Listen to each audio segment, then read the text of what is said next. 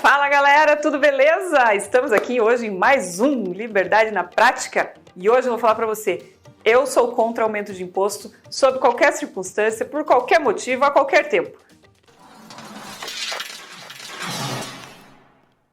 Bom galera, eu sou contra aumento de imposto, esse foi até um compromisso que eu fiz na minha campanha com as pessoas que votaram em mim, nos meus panfletos de campanha, eu falava muito sobre isso, mas por que, afinal de contas, que na verdade não é isso, essa não é uma exclusividade minha, mas porque todo liberal é, no fim das contas, contra aumento de impostos. É sobre isso que a gente vai falar. E eu quero começar fazendo um breve histórico, eu vou pedir para a Aline colocar aqui na tela, desse lado, nunca desse lado, sempre desse lado, uma tabelinha de um estudo do Instituto Brasileiro de Planejamento e Tributação que faz um estudo sobre essa evolução de quantos dias o brasileiro leva para pagar imposto aqui no nosso país. E ela vai colocar aqui na tela, mas vou fazer um resumo para vocês. A gente começou lá em 1986, levando 82 dias para trabalhar só para pagar imposto. Isso dá um pouquinho mais de 2 meses. Agora, em 2021, a gente chegou a 149 dias de trabalho só para pagar imposto. E passando por 2001, onde chegou a 130 dias. Então veja a evolução. 82 dias em 1986, 130 dias em 2001, chegando agora em 2021 com 149 dias que a gente trabalha só para pagar imposto. É muita coisa, é quase metade do ano que você trabalha só para conseguir pagar os impostos que são cobrados, tanto de nível federal, quanto de nível estadual, quanto de nível municipal. E o nosso país ele tem um defeito muito grande, e outros estudos também mostram isso, que a nossa tributação, ou seja, a parte onde você mais paga imposto é no consumo, é aquele imposto que você acaba não vendo. Você vai no mercado, você vai comprar um arroz, um feijão, uma pipoca, qualquer coisa que seja, você está pagando imposto. Só que você não vê isso, porque não vem destacado ali na nota, você não sai do supermercado com um boleto, isso aqui é o que você pagou pelo produto, agora você vai ali no caixa, pega esse boleto e paga o imposto sobre o arroz e sobre o feijão que você comprou. Isso não acontece, está embutido no valor do produto. Então a gente acaba não percebendo. E na verdade a gente nem sabe, né, a maioria das pessoas nem sabe quanto que você está pagando de imposto sobre cada produto. Isso não vem discriminado na nota, o que vem discriminado hoje na nota fiscal é o total que você pagou de tributo sobre aquela compra, mas você não sabe quanto que você está pagando no arroz, quanto você está pagando no feijão, qual é a parte de impostos que são cobrados sobre esses produtos. Então a gente acaba nem percebendo. E mesmo estando destacado na nota fiscal quanto você pagou de tributo, muita gente acaba também não olhando para esse ponto e acaba não percebendo.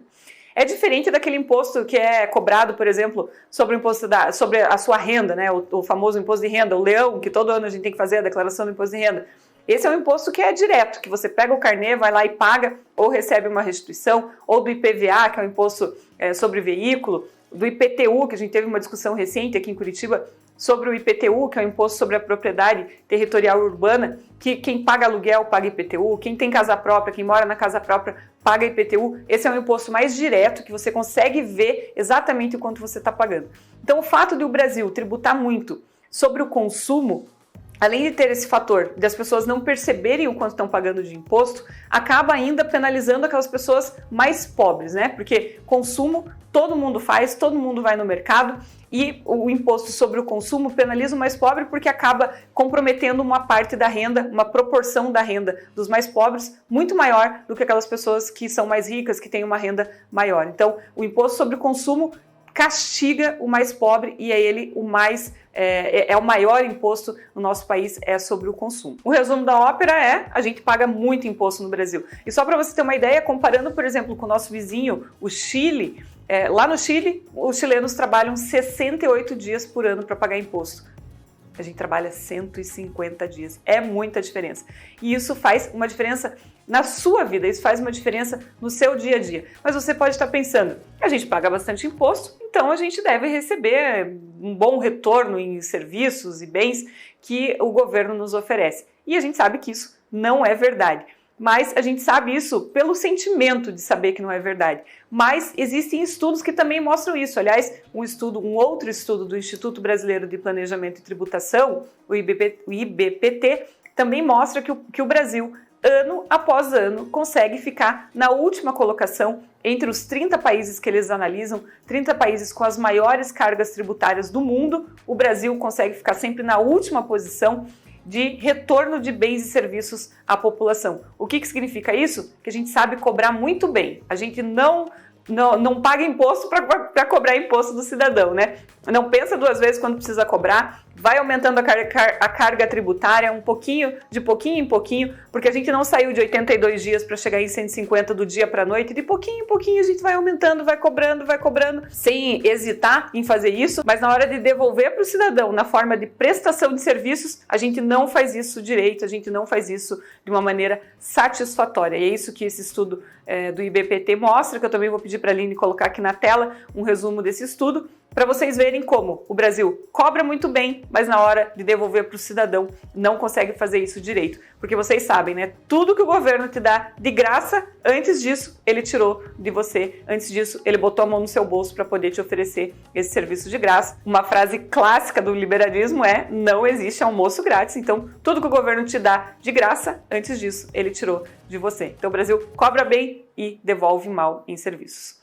Uma outra consequência desse excesso de impostos que a gente paga é a dificuldade que isso traz, os empecilhos, as barreiras que isso traz para a geração de emprego, para a geração de renda no nosso país. Tem um outro ranking que eu gosto bastante, que é o ranking do Doing Business, que mostra que o Brasil está muito mal colocado, está na posição 124 com relação à facilidade de fazer negócios. Esse é um ranking bem legal, eu vou pedir para a Aline também deixar o link aqui para vocês darem uma olhada. Ele traz diversos indicadores que mostram o quanto dificulta a facilidade de fazer negócio, né? o quanto os fatores são relacionados com a facilidade de fazer negócios nos diversos países em que eles analisam. Como, por exemplo, a facilidade de você conseguir fazer uma construção, de você conseguir uma liberação para fazer uma construção num país, a facilidade de você conseguir abrir uma empresa, quantos dias leva para abrir empresa, para você pagar os impostos, tudo isso eles analisam, fazem um ranking e o Brasil está na posição 124, vergonhosamente. Um dos fatores é exatamente esse excesso de impostos, esse excesso de tributos, a dificuldade de tributos, que aliás agora me lembrei de um vídeo que a gente fez já falando sobre isso, sobre o manicômio tributário que é aqui no nosso país. A Aline vai deixar aqui em cima também, para vocês que ainda não assistiram, passarem lá, dar uma olhada nesse vídeo que a gente fala sobre o manicômio tributário. Gente, tudo isso, como eu já falei aqui em outros vídeos, tudo isso está relacionado com aquele chamado custo Brasil. Por que é tão caro comprar as coisas no Brasil? Por que a gente vai ali no país do lado e consegue ter acesso a uma gasolina mais barata, a uma câmera fotográfica mais barata, um celular mais barato, a um arroz, feijão mais barato? Por quê? É a soma de tudo isso que a gente vem conversando aqui no nosso canal, sobre o excesso de burocracia, o excesso de tributação. Isso reflete diretamente no seu dia a dia. É dinheiro que está saindo, que você poderia estar comprando em comida, que você poderia estar comprando em itens de necessidade básica e que você está usando para pagar impostos, e como retorno você tem um serviço de uma qualidade muito ruim que infelizmente o nosso país oferece.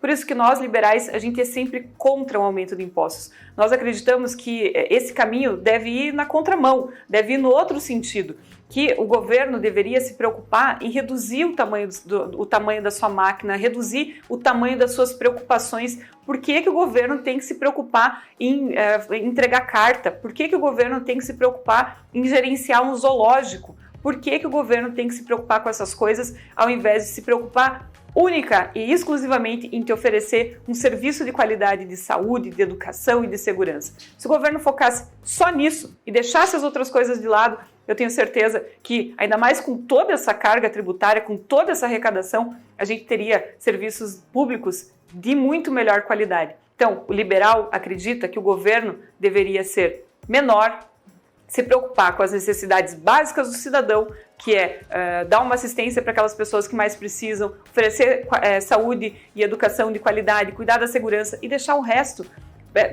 para as pessoas, para a iniciativa privada cuidar, para as pessoas se preocuparem com isso. Não o governo ficar se preocupando. O governo não tem que entregar carta, o governo não tem que cuidar do zoológico, o governo não tem que fazer as coisas que não são as necessidades básicas das pessoas. E para fazer tudo isso, que não é obrigação do governo, na avaliação nossa, dos liberais, o governo vai lá, mete a mão no seu bolso para depois dizer que está te dando de graça. Então, gente, nós liberais somos a favor de você ter a liberdade, trabalhar menos para pagar imposto, não ter que ficar gastando 5 meses do seu ano para pagar tributo, para ter em retorno serviços que não são de qualidade. É por isso que nós sempre somos contra o aumento de impostos. E como vocês observaram nessa evolução, naquela tabela que a Aline colocou aqui no começo do vídeo, sobre a evolução dos dias trabalhados para pagar imposto, é muito fácil botar a mão mais fundo no seu bolso, mas é muito difícil voltar atrás. O governo tem uma dificuldade muito grande para cortar custos, o governo tem uma dificuldade muito grande para desinchar a máquina,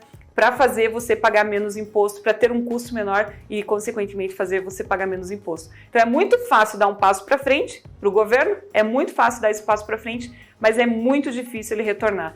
Por isso que a gente sempre resiste quando tem aumento de imposto, quando fala em aumento de imposto, porque a gente sabe que é muito provavelmente um caminho sem volta. E o que a gente quer é que você trabalhe os dias do ano para o seu lazer, para o seu conforto, para as coisas que você gosta, não para ficar pagando imposto para o governo.